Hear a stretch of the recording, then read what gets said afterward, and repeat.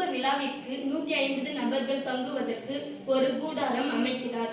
கூடாரத்தின் அடிப்பகுதி உருளை வடிவிலும் மேற்பகுதி கூம்பு வடிவிலும் உள்ளது. ஒருவர் தங்குவதற்கு 4 சதுர மீட்டர் அடிப்பகுதி பரப்பும் 40 கனமீட்டர் காற்றும் தேவைப்படுகிறது. கூடாரத்தின் உருளையின் உயரம் 8 மீட்டர் எனில் கூடாரத்தின் கூம்பின் உயரம் காண்க. குட் மா.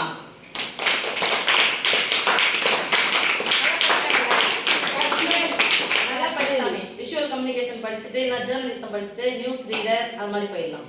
சரியா? குட் மா. நல்லா இருக்கு. வாய்ஸ் டோன் எல்லாமே நல்லா இருக்கு. இந்த கணக்கு படிக்கும்போது கவனிச்சீங்களா? இரண்டு உருவங்கள் கொடுத்திருக்காங்க. அந்த இரண்டு உருவங்களுடைய பேர் சொல்லுங்க. உருளை, கூம்பு. உருளை, கூம்பு. இங்க கூடாரத்தினுடைய அடிப்பகுதி எந்த வடிவில் உள்ளது? மேற்பகுதி எந்த வடிவில் உள்ளது? ஃபர்ஸ்ட் நம்ம படத்தை போட போறோம். ஓகே?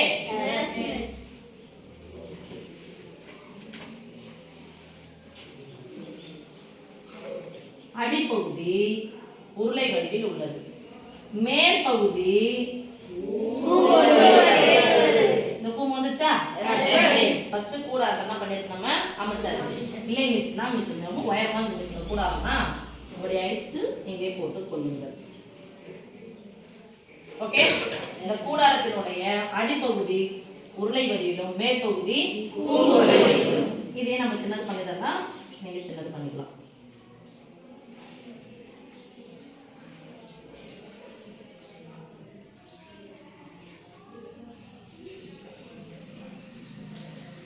ஓகே, கூடாரம் போட்டாச்சு சாமி. இப்போ அடுத்தது ஒருவர் தங்குவதற்கு எத்தனை பேர் தங்குறாங்கன்னா 150 பேர் தங்குறாங்க. நமக்கு நோ இஷ்யூஸ். ஒருவர் தங்குவதற்கு 4 சதுர மீட்டர் அடிப்பகுதி பரப்பும். அடிப்பகுதி பரப்பு எது? அப்படியே கொஞ்சம் காமி சாமி. எங்க இருக்குது அடிப்பகுதி பரப்பு? காமிங்க டக்குன்னு டைம் ஆகுதுல்ல. அவ்வளவுதான். அடிப்பகுதி பரப்பு இதான் சாமி. இதை நம்ம என்ன சொல்லுவோம்? எத்தனை போட்டாங்க?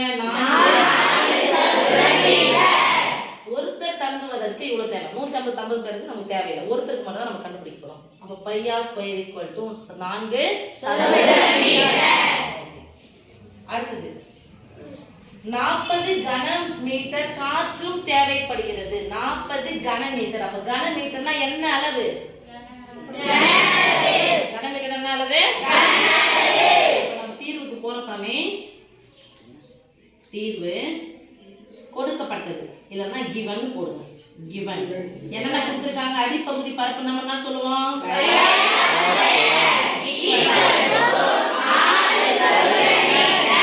அடுத்தது கனமீட்டர்னா என்ன அளவு?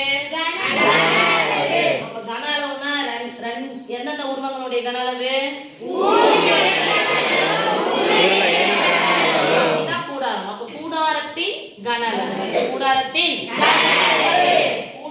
கன அளவுனா எதனுடைய கன அளவு? கூம்பின் உருளையின் ஃபர்ஸ்ட் போடுறேன். கூடாரத்தின் கன அளவு. கூடாரத்தின் ஈக்குவல் டு 40 கன மீட்டர். 40 கன மீட்டர். கூடாரமானது எந்த இணைந்த உருவங்களுடைய கன அளவா இருக்கும்? இந்த கூடாரம் எந்த இணைந்த உருவங்கள்?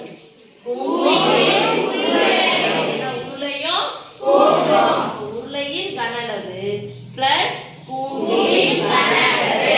உருளையின் கன அளவு ஃபார்முலா என்னது? அடிப்பரப்புடன் எதை பெருக்க வேண்டும்? சொல்லுங்க. கூடாரம் என்னது? உருளையின்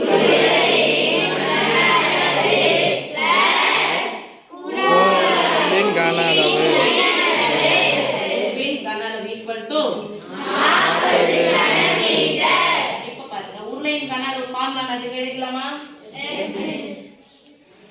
உருளையின் கன அளவு அடிப்பக்க பரப்புடன் எதை பெருக்க வேண்டும்?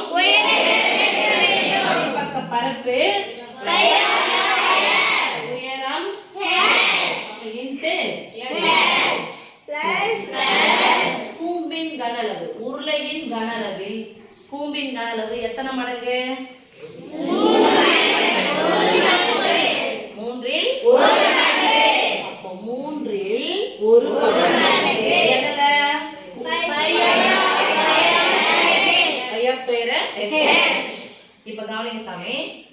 இதுக்கும் 6 தான் இருக்கு. ஆரம் ஆரணமா கூம்பினுடைய ஆரமும் உருளையினுடைய ஆரமும் சமம். ஓகேவா? அடுத்தது உயரம் பாருங்க. உருளையினுடைய உயரம் வேற, கூம்பினுடைய உயரம் வேற. அப்போ இந்த உயரத்தை நான் என்ன வச்சுக்கிறேன்? உருளையின் உயரம் கூம்பின் உயரம் ஆரம் ரெண்டும் சமம். ஆரம் ரெண்டும் சமம். சாமி இன்னொன்னு கொடுத்துருக்காங்க பாருங்க. உருளையின் உயரம் 8 மீட்டர். உருளையின் உயரம் 8 மீட்டர். கமா போட்டு இந்த உருளையின் உயரம் எழுதுங்க. உருளையின் உயரம் அததான் நம்ம என்ன வச்சுக்கணும்? இப்ப பாக்குறோம் சாமி, ரெண்டுத்துலயும் பொதுவா என்ன இருக்குன்னு பாருங்க. இன்ட் பொதுவான என்ன பண்ணோம்? பிராக்கெட் போடணும். 2 டேர்ம் இருக்குது பொதுவா இருக்குன்னா அந்த நம்பரை வெளியே எடுத்துட்டு என்ன போடணும்? பிராக்கெட் போட்டுக்கணும். பையா ஸ்கொயர் எடுத்துக்க மீதி என்ன இருக்கும்? 4h1 பையா ஸ்கொயர் எடுத்துட்டா அப்ப மீதி என்ன இருக்கும்? 4h2 ஈக்குவல் டு எத்தனை கனமீட்டர் கொடுத்துட்டாங்கப்பா? 40 போட்டுக்கலாம். அதுக்கப்புறம் போட்டுக்கலாம் மற்றது. இதுவும் மீட்டர் தான் கொடுத்துருக்காங்க. இதுவும் மீட்டர், இதுவும் கனரவும் மீட்டர்ல கொடுத்துருக்காங்க. சரி, பையா ஸ்கொயரின் மதிப்பு அடிப்பகுதி பரப்புன்னு எவ்வளவு கொடுத்துட்டாங்க அவங்க? 4 சதுர மீட்டர். பையா ஸ்கொயர் பதிலா என்ன பண்ணலாம்? 4 உருளையின் உயரம் தானே h1. உருளையின் உயரம் முன்னாடி கொடுத்துட்டாங்க அவங்க 8 மீட்டர். 8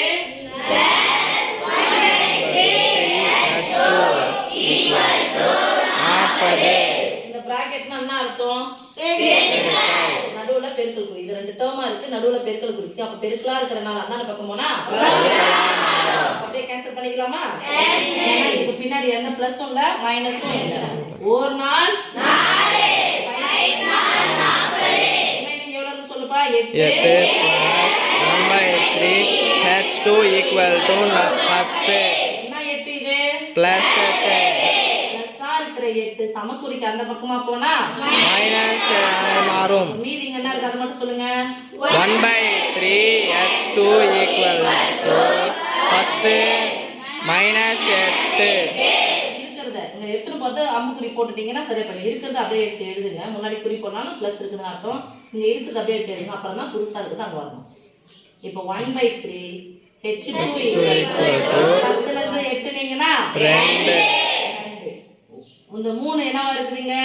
வகுத்தலா இருக்கக்கூடிய 3 சமக்குறிக்கு அந்த பக்கமா போனா பெருக்கலாம் மாறும். இங்க இருந்து இப்படி போட்டுக்கோங்க. மீதி 4h2 2 அழகு என்ன கொடுத்துட்டாங்க?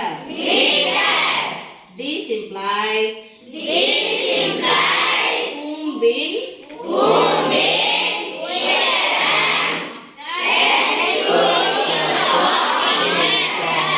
equal to 6 metre. இதுக்கு ஒரு டவுட் வரலாம். 150 பேர் இருக்கு. ஒருத்தருக்கு மட்டுமே இது உயரம்னா எல்லாரும் தங்கறதுக்காக தான் அது. அப்ப 150 பேர் ஏன் கொடுத்தாங்கன்னா சும்மா கொடுத்தாங்க. அவ்வளவு. அப்ப கூடாரமானது எல்லாருக்கும் சேர்த்து தான் இருக்கும். ஆனா ஒருத்தருக்கு மட்டும்தான் அவங்க அடிப்பக்க பரப்பு அதெல்லாம் கொடுக்குறாங்க. அப்போ ஒருத்தர் நிக்கிறது எவ்வளோ அப்படின்னு சொல்லிட்டு கொடுத்துட்டாங்க. 150 பேர் நிக்கிறதுக்கு எவ்வளவு தேவைன்னா இந்த பையா ஸ்கொயரை எதால பெருக்கணும்? அப்போ 150 ஒருத்தருக்கு இவ்வளோனா அத்தனை பேருக்கு எவ்வளோ? 1 கொடுத்து நிறைய கேட்டாங்க என்ன பண்ணோம்? பெரிய. ஆனா உயரம் அப்படிங்கிறது கூடாரம் அவ்வளோதான். நீ தனித்தனியா ஒருத்தருக்கு தனித்தனியா கூட ஆரம்பிக்கல. ஒருத்தருக்கு ஒரு விழாவுக்கு பொதுவா அமைச்சிட்டாங்க. அப்போ உயரம்ன்றது ஒருத்தருக்கு கண்டுபிடிச்சாலும் ஒண்ணுதான், 150 பேர் கண்டுபிடிச்சாலும். அப்போ 150 பேர் ஏன் கொடுத்துருக்காங்கன்னா கன்ஃபியூஷனுக்காக கொடுத்துருக்காங்க. நீங்க அதை பெருக்கி போட்டுருணும்ல, அதனால கொடுத்து வச்சுருக்காங்க. ஒருத்தர் நிக்கிறதுக்கு இவ்வளோ உயரம் அது தனியா வரும். இங்க நிக்கிறதுக்கு எவ்வளவு தனியா வரும். அப்படியே வர போகுது ஹைட் ஒன்னா தான் இருக்க போகுது. இப்போ இந்த கிளாஸ்ல 50 குழந்தைங்க படிக்கிறீங்க. 50 குழந்தைங்க தேவையான உயரம் மாறி மாறி நிற்க போது அந்த அளவு வைக்க போறாங்க. ஸோ ஒரே அளவு. அப்போ கூம்பினுடைய உயரம் 6 மீட்டர். அண்டர்ஸ்டாண்ட்?